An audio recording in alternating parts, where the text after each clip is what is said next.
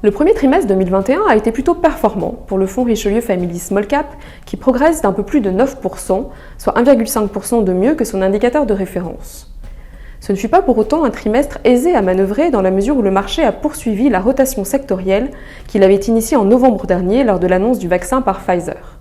Cette rotation a mis à l'honneur les secteurs cycliques et value, alors même que les économies européennes subissaient les lenteurs des campagnes de vaccination, forçant la plupart des pays européens à renforcer leurs restrictions. Le marché a donc été volatile tout au long du trimestre.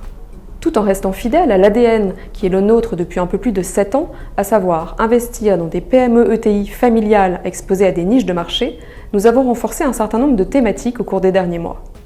Ainsi, le secteur automobile, à la fois des équipementiers en Allemagne et en France, des constructeurs en Allemagne et en Italie, représente un peu plus de 15% du portefeuille.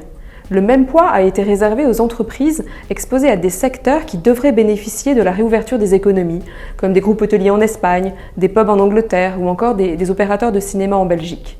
Enfin, un peu plus de 20% du portefeuille a été alloué à des entreprises exposées à la transition énergétique et au plan de relance, à la fois aux États-Unis et en Europe. En termes de performance, les petites et moyennes capitalisations françaises se sont très bien comportées au cours de ce premier trimestre. Cette performance est en partie liée à la suite de la publication de leur chiffre d'affaires du second semestre, où elles ont montré que le dernier trimestre a connu un très fort rattrapage.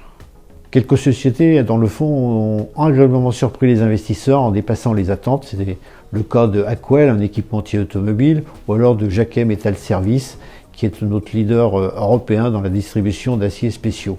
D'autres, à l'image de Beneteau, qui sont en situation de recovery, ont aussi séduit les investisseurs au cours de ce premier trimestre.